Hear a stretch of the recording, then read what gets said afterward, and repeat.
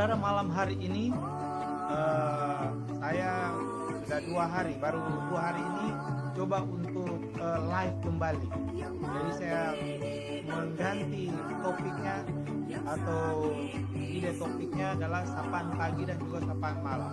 Kalau tidak sibuk, saya akan menyapa saudara, ya, saya akan beribadah sejenak dengan saudara, dan juga kalau tidak capek juga pada malam seperti ini di hari Sabat Tuhan yang suci, saya juga ingin menyapa saudara dengan renungan-renungan yang singkat, nasihat-nasihat yang singkat.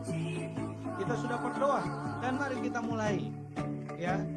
Judul yang saudara boleh lihat saat ini ada apa dengan kasih? 5 bahasa kasih, 5 love language, 5 bahasa kasih.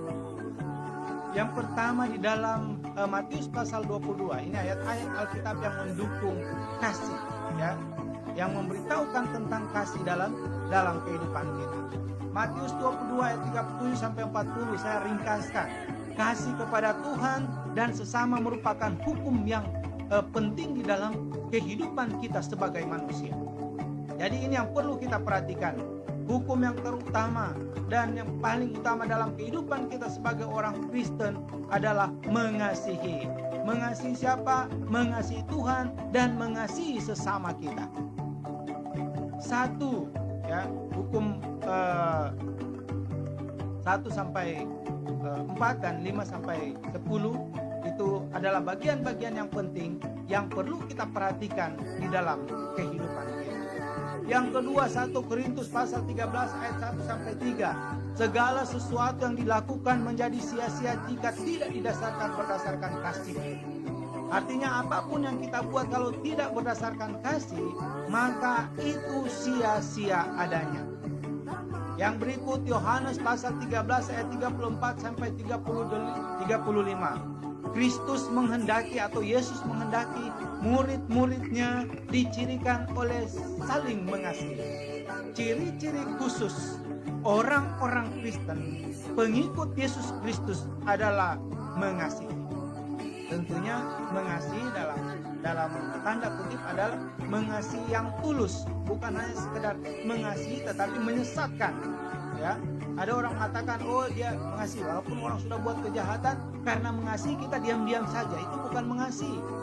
Tapi kita harus memberikan teguran lewat cara kita sendiri. Ada hal-hal yang baik. Bukan orang sudah buat kejahatan karena kita mengasihi tidak perlu ditegur dan lain-lain. Bukan seperti itu. Di dalam psikologi, kalau kita belajar ilmu psikologi, menyimpulkan bahwa kebutuhan untuk mengasihi dan dikasihi adalah kebutuhan primer, ya, kebutuhan emosi primer manusia, menjadi kebutuhan pokok, mengasihi dan dikasihi.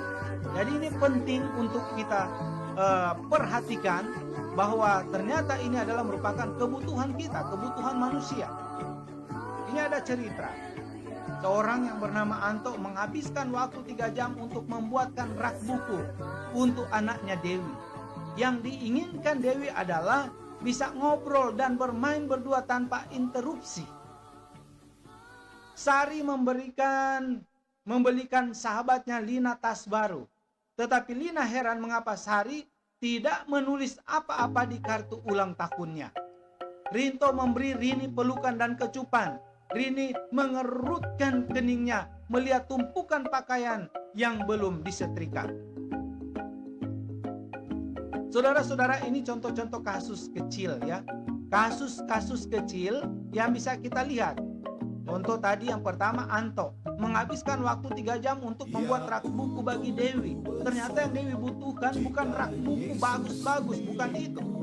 Yang dia butuhkan dari ayahnya adalah duduk bersama-sama dan anak ini, bermain dengan dia. Itulah yang dibutuhkan oleh anak ini. Jadi kasih yang dibutuhkan adalah kehadiran. Kebutuhan daripada Dewi, anak daripada Anto ini, bukan rak buku.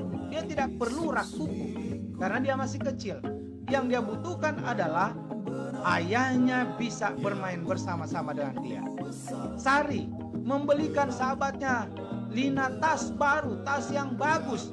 Tapi waktu Lina berhari ulang tahun, secuil kata pun tidak ada. Ya, dia tidak berkata apa-apa. Dia tidak memberikan kata selamat hari ulang tahun sahabatku atau temanku, ya, umur panjang, doa saya engkau tetap sehat dan lain-lain. Yang dibutuhkan oleh Lina adalah kata-kata, teguran, sapaan, bukan hadiah tas. Jadi yang dibutuhkan oleh Lina ini bukan tas, tapi yang dibutuhkan adalah teguran atau sapaan daripada sahabatnya Sari yang membelikan dia tas yang mahal, tapi menegur tidak ada kata-kata ucapan yang dia dengar. Rinto memberi Rini pelukan dan kecupan. Rini mengerutkan keningnya melihat tumpukan pakaian yang belum disetrika. Suami ini, Rinto, dia memberikan kecupan kepada Rini, istrinya, tetapi dia tidak mau membantu. Tumpukan pakaian yang ada di rumah membuat Rini stres. Rini tidak membutuhkan itu. Ada waktu-waktu dia membutuhkannya. Tetapi yang dia butuhkan saat ini bukan pelukan, bukan kecupan. Tetapi yang dia butuhkan adalah kehadiran Rinto untuk sama-sama lipat baju yang ada satu tumpuk. Jadi saudara-saudara, ini cerita sederhana tetapi sangat penting, perlu kita lihat, perlu kita tahu. Saudara-saudara, sahabat dan teman dimanapun berada, 5 bahasa kasih ini antara lain menunjukkan kesediaan untuk menolong. Jadi kasih itu, bahasa kasih itu adalah kita menunjukkan kesediaan kita untuk menolong, meringankan beban orang lain. Bukan hadiah-hadiah, tetapi kehadiran kita, sapaan kita yang dibutuhkan. Itulah yang mereka butuhkan. Memberi dorongan semangat kepada orang yang patah hati, memberikan peneguhan, memberikan penghargaan, dan mendengarkan secara aktif apa keluhan-keluhan dari orang lain. Apa keluhan mereka? Menggunakan bahasa tubuh, raut wajah, sentuhan untuk menunjukkan kasih kita kepada istri, kepada anak-anak, kepada sahabat, kepada siapa saja. Kita memberikan kepada mereka perhatian. Menggunakan bahasa tubuh, memikirkan hal-hal yang disukai, diperlukan, memberikan dan menunjukkan prioritas. Engkau penting, engkau adalah sahabatku, engkau adalah suamiku, engkau adalah istriku, engkau adalah anak-anakku, engkau penting bagiku. Jadi perhatian itu sangat perlu, melebihi hadiah-hadiah yang mahal yang kita berikan. Apa yang bisa kita buat kepada orang-orang yang ada di sekitar kita itu lebih penting daripada memberikan hadiah-hadiah yang mahal. Kehadiran, sapaan, teguran, ya, sentuhan itu lebih penting, membantu itu lebih penting daripada memberikan hadiah. Saudara-saudara, sahabatku dan temanku di mana saja berada, setiap orang punya tangki emosi. Tangki emosi ini dalam pengertian bahwa kalau kita punya mobil, kita punya motor, pasti kita tahu lah. Kalau dia full, maka mobil itu dia jalan baik. Ketika tangki emosi seseorang itu penuh, maka dia akan bersemangat.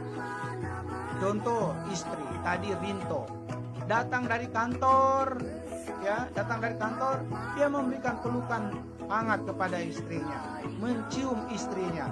Tapi setelah itu dia duduk nonton televisi, membiarkan istrinya melipat baju yang ada satu tumpuk. Istrinya stres, kapan selesai ini baju ini selesai disetrika, dilipat, kapan?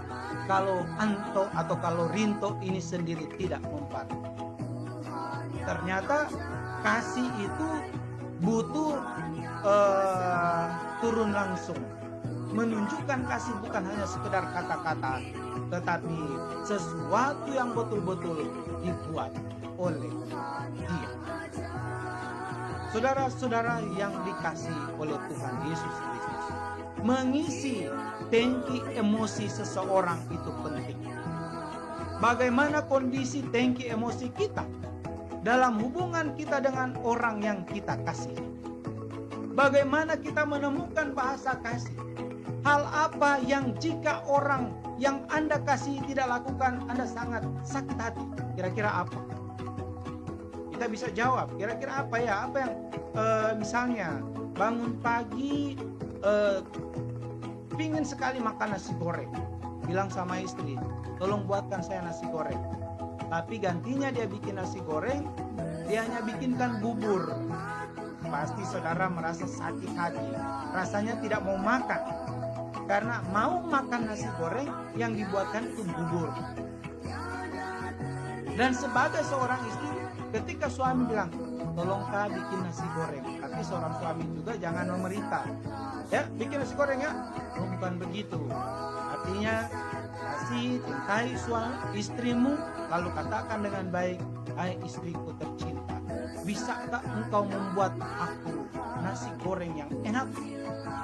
Itu pasti sangat baik, sangat bagus. Bagaimanapun dia akan lakukan. Mungkin tidak ada bawang, tinggal mau pinjam di tetangga, dia datang ke tetangga, tolong kasih bawang dulu, di rumah so habis bawang ini. Ini suamiku yang saya kasih meminta saya untuk buat nasi goreng. Jadi tetangganya walaupun itu pasti dia akan membantu. Ya, apa daya upaya, bagaimana caranya sehingga apa yang kita buat, kita minta itu bisa tercapai? Tentu ada sesuatu yang kita lakukan. Bagaimana kita bisa menyatakan kasih kita kepada orang yang kita kasih? Apa bahasa kasih utama saudara? Apa bahasa kasih utama kita? Apa bahasa kasih utama orang yang Anda kasih? Saya punya bahasa kasih apa? Dan bahasa kasih orang yang saya kasih itu apa? Kira-kira apa? Mari kita lihat.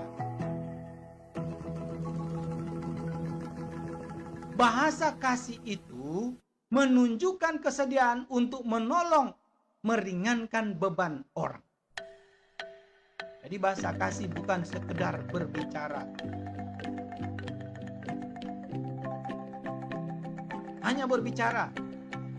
Ketika melihat seseorang lagi jatuh, oh kasihan dia jatuh, ya. Tetapi tidak bersedia untuk menolong. Kalau lihat orang jatuh bukan bilang kasihan, angkat dia. Nah, itu bahasa kasih yang sesungguhnya. Menunjukkan kesediaan kita untuk menolong orang, meringankan beban orang lain. Memberi dorongan semangat, memberi peneguhan, penghargaan, mendengarkan dia secara aktif. Ketika ada orang punya masalah, berbicara dengan kita, kita dengarkan dengan baik. Bagaimana cara mendengarnya? Jadilah pendengar yang baik. Bagaimana menjadi pendengar yang baik? Kalau kita mau menjadi pendengar yang baik, itu berarti bahwa kita diam 1000 bahasa. Ketika seseorang sementara berbicara, nanti ketika dia sudah selesai berbicara, baru kita berbicara saat kita sudah diberikan kesempatan untuk berbicara. Kebersamaan, bercakap-cakap secara pribadi dengan penuh perhatian. Jadi kalau ada kesempatan kita berbicara dengan suami, dengan istri, dengan siapa saja, orang yang kita kasih, orang yang kita cintai, maka katanya kita harus bercakap-cakap dengan penuh perhatian. Bagaimana sih itu bercakap-cakap dengan penuh perhatian? Bercakap-cakap dengan penuh perhatian, tentunya ya memang perhatikan. Ketika seorang sementara berbicara ya jangan main game. Ketika seorang sementara berbicara ya jangan main HP. Ketika seorang sementara berbicara, menceritakan keluh kesah, menceritakan persoalan, masalah atau apa saja, lihatlah wajah. Lihatlah matanya. Dari sana engkau akan mendapatkan sesuatu. Dari sana engkau akan dapatkan bahwa dia membutuhkan perhatian. Menggunakan bahasa tubuh, raut wajah, sentuhan untuk menunjukkan kasih kita kepada sesama kita. Sentuhan kadang-kadang mungkin anak kita, suami kita atau istri kita, ya kita perlu menyentuh mereka. Mungkin mereka sementara ada dalam masalah, mungkin mereka buat kesalahan atau apa saja. Kita harus perlakukan mereka dengan baik. Memikirkan hal yang disukai, diperlukan, memberikan dan menunjukkan prioritas. Jadikan orang itu penting. Tunjukkan bahwa dia itu penting. Bukan hanya sekedar hadir, tetapi tunjukkan bahwa dia itu penting bagimu. Dia itu penting bagi saudara. Suami atau istri atau anak-anak atau tetangga atau siapa saja. Tunjukkan bahwa dia itu penting bagimu. Dengan demikian, maka bahasa kasih itu bisa terlaksana. Matius pasal 22 ayat 37 sampai 40.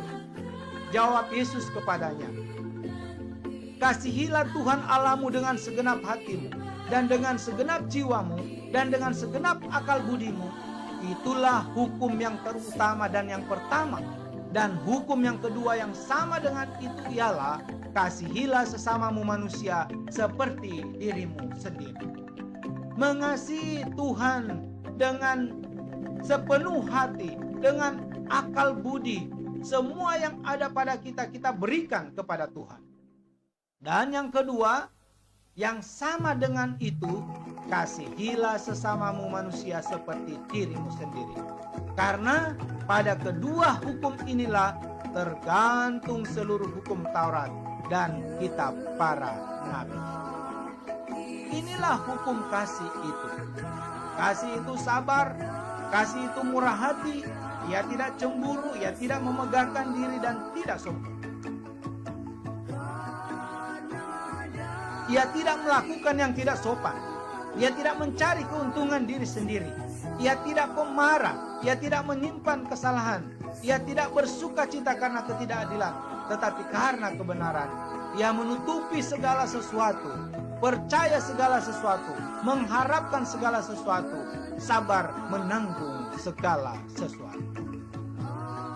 Kita kembali pada tangki emosi tadi. Ketika tangki emosi kita kosong, maka perasaan cinta itu akan hilang. Jadi jaga baik-baik saudara, tangki emosi kita itu jangan sampai kosong. Karena ketika itu kosong, maka perasaan cinta kita akan hilang. Disinilah letak persoalan yang sering terjadi. Mengapa banyak keluarga yang rusak? Mengapa banyak keluarga yang hancur? Karena tangki emosi dia kosong. Suami hanya sekedar memberi perhatian, istri hanya sekedar memberi perhatian, tetapi kebutuhan pokok itu tidak diperhatikan. Kosong. Akhirnya terjadilah persoalan-persoalan yang tidak diinginkan. Masalah-masalah yang tidak diinginkan itu terjadi oleh karena kedua belah pihak tidak tahu bagaimana mengisi tangki emosi suami. Suami juga tidak tahu bagaimana mengisi tangki emosi daripada istri. Komunikasi terputus, bahasa kasih tidak jalan, dan lain-lain. Sehingga persoalan kecil sekalipun dapat membuat menjadi masalah yang sangat besar. Saudara-saudara, kita tidak memahami rasa cinta itu seperti sudah tidak ada lagi karena persoalan yang dihadapi. Ini cerita daripada seseorang. Dia katakan bahwa rasa cinta itu habis. Kenapa habis? Karena tangki emosi tadi yang saya sudah katakan bahwa tangki emosi ini tidak harus kosong. Bagaimana kita terus mengisi dengan bahasa kasih, mengisi dengan bahasa bukan hanya sekedar perhatian biasa, tetapi ada perilaku, ada perbuatan yang harus kita lakukan di sana. Mencintai adalah kata kerja. Rasa cinta adalah buah daripada tindakan mencintai. Jadi cintailah dia, layanilah dia, berkorbanlah untuk dia. Dengarkanlah dia, berempatilah bukan cuma bersimpati. Berilah dia penghargaan, dorongan, semangat. Apakah engkau mau melakukannya? Itu pertanyaan penting. Maukah engkau melakukannya atau tidak? Saya berbicara ini malam ini, renungan ini menjadi perhatian bagi keluarga-keluarga, khususnya bagi suami, bagi istri dan juga bagi anak-anak. perilaku orang tua kepada anak, dan perilaku antara suami dan istri. Jangan cuma bilang sayang pagi, I love you, I love you, I love you ma, I love you pa, I love you, I love you. Tetapi baju ada satu tumpuk tidak mau bantu. Mau lipat saja tidak mau. Kalau kita bilang I love you, aku mencintaimu, itu berarti bahwa kita mau kerjasama dengan istri kita. Kita mau kerjasama dengan suami kita. Ketika melihat istri sudah terlalu capek dengan pekerjaan di rumah, maka kita akan membantu dia. Begitu juga suami istri sebaliknya. Ketika melihat suami pulang kerja sudah lelah, sudah capek, dan tahu apa kesukaannya, makanan kesukaannya, minuman kesukaannya, persiapkanlah. Walaupun sudah capek juga, ketika dia bilang, ma gorengkan nasi kah, ma buatkan sayur ini kah, buat. Karena disitulah bahasa kasih kita berjalan. Karena tanpa bahasa kasih ini, maka semuanya sia-sia. Cuma bahasa kosong saja. Itu kata-kata kosong. Berilah dia penghargaan. Berilah suami, berilah istri itu penghargaan. Kasih adalah perasaan, tetapi bukan sekedar perasaan. Kasih sejati meliputi sikap, pilihan untuk mengisi tangki kasih orang yang kita kasihi. Benar bahwa tindakan kita seringkali mengikuti perasaan kita, namun benar juga bahwa perasaan kita juga mengikuti tindakan kita. Memang benar. Apa yang ada dalam hati itu akan keluar. Kalau kita lagi tidak senang, pasti dia muncul di wajah. Pertama wajah akan menunjukkan tidak senang. Kedua tindakan. Yang perlu kita lakukan, kita tidak mau lakukan. Yang perlu kita bantu, kita tidak mau bantu. Walaupun istri sudah lelah, tapi ketika kita dalam keadaan tangki emosi kita tidak terisi, maka kita juga tidak mau bantu. Begitu pula sebaliknya. Suami, istri juga tidak mau bantu kita, karena kita tidak mengisi tangki emosi dia. Jadi harus saling mengisi. Bahasa kasih ini perlu diperhatikan saudara-saudaraku. Terlebih khusus para orang tua, suami, istri, apalagi yang masih muda-muda, perhatikan ini baik-baik. Ada banyak rumah tangga yang hancur pada saat ini. Di dunia ini 10 dari pernikahan ada 3 perceraian. Luar biasa. Riset baru-baru bukan cuma 3, setengah. Ya, setengah. Kenapa? Ternyata diadakan riset yang sama. Kenapa demikian? Karena bahasa kasih itu. Bahasa kasih bukan cuma sekedar ucapan. Ucapan itu penting, tapi ternyata perbuatan jauh lebih penting. I love you. Ya, pagi-pagi, bangun pagi, I love you, I love you. Memang penting. Tapi ketika kita mengatakan I love you kepada suami atau kepada istri, itu berarti bahwa kita siap melakukan juga pekerjaannya. Kita siap membantu ketika ada ruang kosong, ada waktu yang kosong bagi kita, maka kita siap menangani apa yang menjadi pekerjaannya. Mungkin keluarga-keluarga yang masih muda, yang punya anak kecil, pasti banyak pekerjaan di dalam rumah. Suami harus siap bantu masak, mungkin bantu iris bawang, mungkin bantu cuci pakaian. Kalau kita cuma bangun pagi dan katakan I love you, sementara membiarkan istri mengerjakan semua itu, bukan I love you. Itu kita tidak mencintai, itu basa-basi. Itu basa-basi. Jadi saudara-saudara, ini penting, perlu perhatikan baik-baik supaya keluarga kita, rumah tangga kita bisa berjalan dengan baik. Kasih sejati meliputi sikap, pilihan untuk mengisi tangki kasih orang yang kita kasihi. Benar bahwa tindakan kita seringkali mengikuti perasaan kita, namun benar juga bahwa perasaan kita mengikuti tindakan kita. Yang pertama, melayani. Tadi kita sudah banyak berbicara tentang bahasa kasih itu adalah perbuatan, artinya kita melayani. Melayani, apa itu melayani? melayani kita nyatakan, menunjukkan kesediaan kita untuk menolong, meringankan beban suami, meringankan beban istri, meringankan beban sahabat kita, atau meringankan beban orang lain. Mungkin orang lain dalam keadaan kekurangan, dalam keadaan tidak memiliki apa-apa. Adakah hati kita tersentuh untuk melakukan sesuatu bagi dia? Adakah atau tidak? Kita berbicara dalam konteks kekristenan. Kita berbicara dalam konteks kekristenan. Butuh tindakan. Pernyataan itu butuh tindakan. Membuatkan makanan, minuman, mengerjakan tugas-tugas rumah. Itu yang pendeta sudah katakan tadi. Bangun pagi I love you, tetapi tinggalkan istri kerja semua. Itu bukan I love you. I love you adalah ketika kita mau kerja, ketika kita mau membantu dia, ketika seorang suami mau turun tingkat dari status dia sebagai suami menjadi seorang tukang masak di dapur, baru namanya I love you. Itu baru namanya I love you. Makanya para suami juga harus tahu masak supaya bisa bantu masak. Karena bahasa kasih itu turun lapangan. Bahasa kasih bukan hanya sekedar bahasa, tetapi tindakan yang dia wujud nyatakan dalam kehidupan rumah tangga.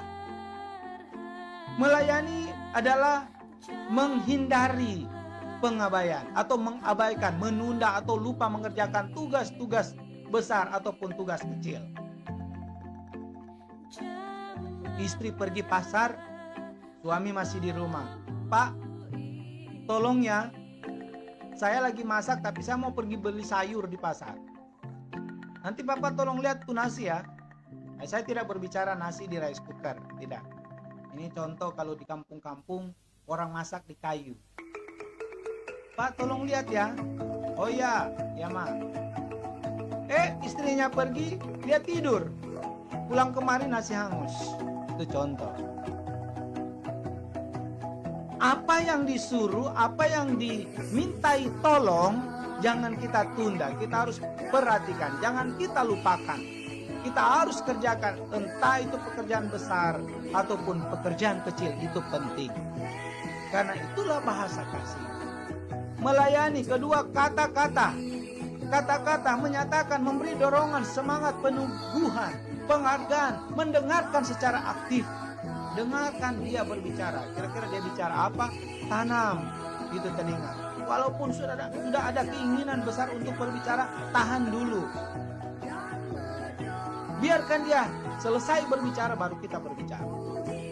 Tindakan, mengirim pesan, surat atau kartu yang tak terduga, mengucapkan sayang, I love you kepada anak, kepada suami, kepada istri, kepada orang tua, telepon atau apa saja, video call, katakan I love you, katakan sayang kepada orang tua, walaupun mereka tidak butuh, mungkin kita bisa kirim uang dan lain-lain.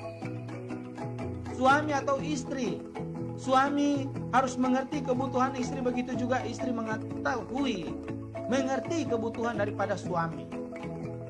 Ya, jadi itu tindakan, memberi selamat, memuji. Kalau orang buat sesuatu kepada kita, kita perlu ucapkan terima kasih banyak. Kalau orang sudah bantu kita, terima kasih untuk bantuannya. Seperti itu. Itulah hidup, itulah bahasa kasihnya, saudara-saudara. Jadi kita jangan ragu, jangan takut untuk memuji orang. Lalu hindarkan tidak memberikan pengakuan atau penghargaan atas usaha hasil yang dilakukan. Kata-kata mengejek, kasar, kritik yang tidak membangun itu kita hindari. Kalau orang buat sesuatu yang baik, ucapkan terima kasih, puji dia, puji yang sepantasnya, bukan puji ada something, ada sesuatu di balik pujian. Bukan itu yang dimaksud. Yang dimaksud adalah puji-pujian yang sebenarnya. Waktu yang berkualitas. Bahasa kasih termasuk waktu. Kita punya waktu yang berkualitas. Seperti contoh tadi, anaknya Dewi, si Anto, dia buatkan satu lemari besar. Tetapi yang dibutuhkan oleh Dewi ini bukanlah lemari besar, tapi yang dia butuhkan adalah kehadiran daripada Anto sendiri. Yang dia butuhkan Anto hadir, bukan hanya sekedar melihat, tetapi dia harus bersama-sama dengan ayahnya. Jadi dia mau supaya ayahnya bersama-sama dengan dia. Jadi saudara-saudara, bahasa kasih ini sangat penting bagi kehidupan kita.